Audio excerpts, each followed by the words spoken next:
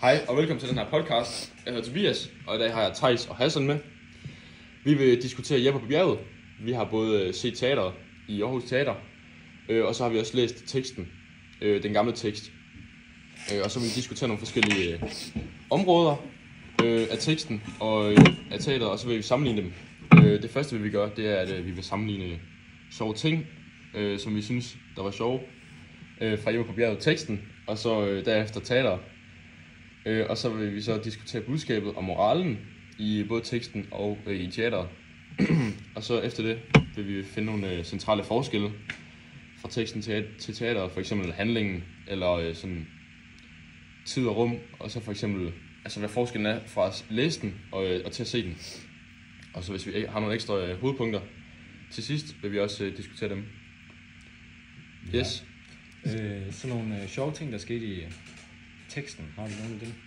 Nej, altså vi synes jo ikke, den var særlig sjov, fordi den er jo meget gammel, så det er jo ikke rigtig vores humor. Det var sådan mere gammeldags humor. Jeg personligt så synes jeg bedre om teateret. Jeg synes i hvert fald, det var svært at forstå teksten. Ja, teksten var både svær at forstå, men den var også... man kan godt mærke, at det er en gammel tekst, altså når man læser den. Altså man kan virkelig godt mærke, at den er skrevet til den tidsperiode. Altså for mig, jeg havde svært ved at se, hvor humoren i dag. De sådan, du ved, hvornår... Ja, præcis. Ja. Også, jeg tænker også, altså, den måde, de skriver på, gør helt klart også en forskel. Det var meget mere gammeldags sprog. Ja. Så det, at man ikke rigtig forstod, hvad der stod, det gør også en kæmpe stor forskel. Ja, det gør det.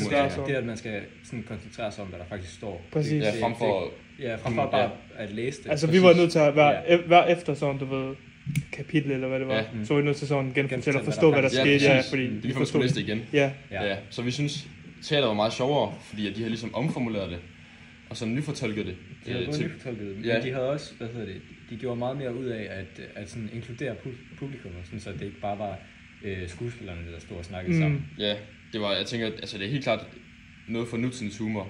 Altså, også unge, vi synes, det var meget sjovere til teateret. Fordi altså, de lavede også nogle skøre ting nogle gange. For eksempel, der var ham der mand, der var lidt nøgen rundt. Ja. Også da de gik ud og filmede og sådan. Ja, det er en helt anderledes måde at føre teater på. Jeg følte, der skete nye ting hele tiden sådan. Det var ikke bare det samme kedelige teater sådan. Det var virkelig spændende.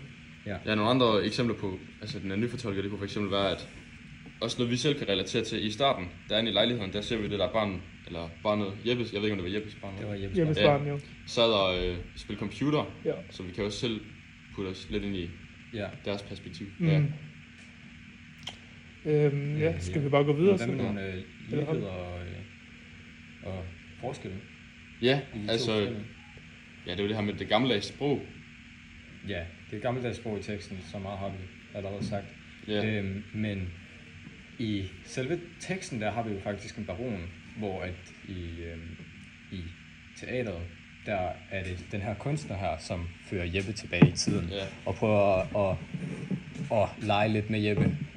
Er det ikke de der 4 personer? Jo, det er lige præcis. Det er de her lakajer, er det jo i selve teksten, men her i teaterstykket, der er det jo sådan nogle... Ja, det må være... Ja, de prøver at bruge ham for kunstnerens hjælpere. Præcis. Altså så følger han tilbage i tiden, og det er jo der, hvor vi kan genkende det her Jeppe på bjerget. Altså de fører ham tilbage til sådan en tid, dengang hvor teksten den blev skrevet. Ja, lige præcis. Så han er den der baron her, og så kan man ligesom se, altså det visuelle, det er jo meget mere gammeldags. Altså både sengen og de her tjenere, eller dem der er rundt om, det er meget gammeldags. Hele sættet det blev lavet om til det her meget mere gammeldags, hvilket var en god måde at få det nyfortolket ind, men samtidig køre så vi ligesom sådan kunne genkende det originale fra Jeppe. Ja, præcis. Men nogle ligheder i hvert fald, der har vi jo, altså vi har ham her, Jakob Skomager, både i teksten og i teaterstykket, hvor at han, Jakob Skomager, han fylder alkohol på Jeppe og prøver at få de her penge fra hvilket det er jo en helt klar lighed. Er Jeppe ikke også meget sådan, de minder meget om hinanden? Jo, det gør de. Altså det eneste, som sådan faktisk er en forskel, det er jo nok, at Jeppe han ikke skal ud og, hvad var det i stykket, der skulle han hælde mælk, sæbe og brød, men i selve teksten, der var det vel sæbe, tror jeg, eller sådan noget. Sæbe, var det ja. Jo, jeg tror bare, det var sæbe. En af forskellene, det kunne også være sproget. Ja. Altså, vi har jo snakket om sproget i teksten, men sproget, altså til teateret, det var... Jeg kan ikke rigtig huske, hvad jamen, det var ikke gammeldags. Det var ikke gammeldags. Det var helt nyfortolket. Det var ligesom nutidens sprog. Jeg føler også, der var nogle gammeldags ord, eller jeg kan ikke huske... Ja, altså, de havde jo det her stykke her i... hvor de var i det gamle western, der snakkede de jo engelsk. Det er rigtigt, ja. Men ellers så var det jo egentlig meget nyfortolket. Ja, altså det var ikke det der gammeldags sprog, som vi ser i teksten. Det var egentlig en forskel faktisk. Ja, så det er jo en forskel. Altså også der med det der cowboy noget, western noget, så begynder de at snakke engelsk. Det står jo ikke engelsk i teksten. Nej, det er jo dansk. Det er meget nyfortolket. Ja, så det er også det, ja. Men vi kan jo stadig godt se en lighed, at det er jo gammeldags western. Ja. Det er ikke sådan, at han bliver taget ind til en storby i New York eller sådan noget. Nej, præcis. Det her gamle sæt. Men hvad med sådan noget som budskabet med selve teksten og stykket? Er der lighed? Jamen, jeg synes altså, det er da meget lige. Altså de der kunstnere der, det er jo, man kan jo sammenligne dem lidt med en magthaver i teksten. Ja. Altså i teksten der er det de der magthaver, den der baron, som vil prøve at lave sjov med ham. Altså dengang, altså i teksten der er det mere bare for sjovens skyld, men altså... Der er det for at vise en pointe, altså at de fattige, hvis de fik magten, hvordan de så ville vende sig. Ja. Og vi så, hvordan han vendte sig i begge. Det så vi både i teksten og i stykket, hvordan at Jeppe han ændrer personlighed. Når han får sin magt. Ja, præcis. Magt, men altså... I teater, der altså, jeg følte, de der kunstnere, de gjorde det ikke bare for sjov. Han gjorde det for at vinde den der award. Hvad var det for en award? For at vinde sådan en bedste kunstner. Ja, det var det. Så det retfærdiggør jeg selvfølgelig ikke hans handlinger, men altså, han har andre formål med det end i teksten, helt klart.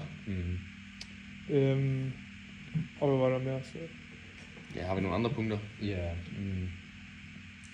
Noget ved teaterstykket, som altså det her med, at de gik ud til publikummet, det var virkelig en god metode, sådan så at man ikke bare sad stille og sådan kiggede på stykket, men også at man faktisk var en del af det. Det synes jeg var en altså jeg synes virkelig, de gør nytte af det der med, at de kan filme det. Altså de bruger jo kameraer, de går rundt med kameraer overalt. Ja. I teksten der havde man jo ikke kamera, så det er lidt svært ligesom at opleve det visuelt. Man skal virkelig have en god fantasi, hvis man skal forestille sig det. Men jeg tænker, at de udnytter meget mere kameraet i teateret ved at filme, altså tage kameraer med ud og filme dem helt tæt på, når de interagerer derude. Og egentlig, i teksten, ikke? Følte vi ikke lidt sympati for Jeppe? Gjorde vi det samme med teateret? Eller hvad synes vi der? Var der forskel mellem det?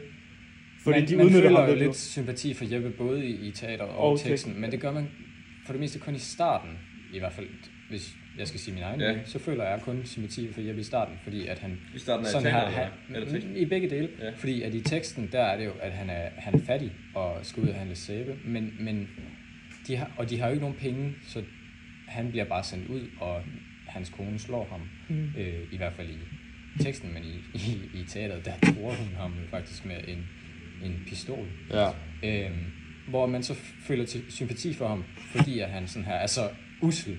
Ja. Men så begynder han så at bruge alle pengene på at drikke, og så viser han sådan lidt den side af ham, hvilket så begynder den her sympati lidt at sådan at sive lidt væk. Ja. I hvert fald. Det synes jeg i hvert fald selv. Også det med, at han begynder at voldtage... Ja, lige præcis. I selve teaterstykket. Teaterstykket.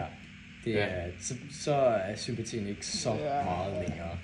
Nej, lidt, i hvert fald. Ja, der er også lidt noget andet. Altså, vi glemte lige at sige, at teksten, det er jo selvfølgelig oplysningstiden her i gamle dage. Det er rigtigt.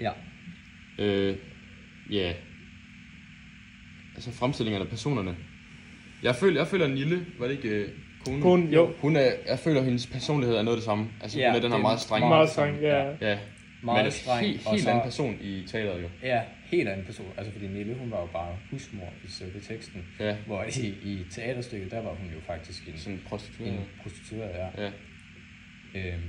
Så der er både forskellige ligheder der. Jeg ved ikke, om hun var prostitueret. Altså, hun var i hvert fald utro med ham. Altså, hun var sammen med... hun var prostitueret. Hun var den eneste indkomst i husholdet i form af det her med prostitueret. Ja, og så i stedet for den her pisk her, så har vi den der pistol.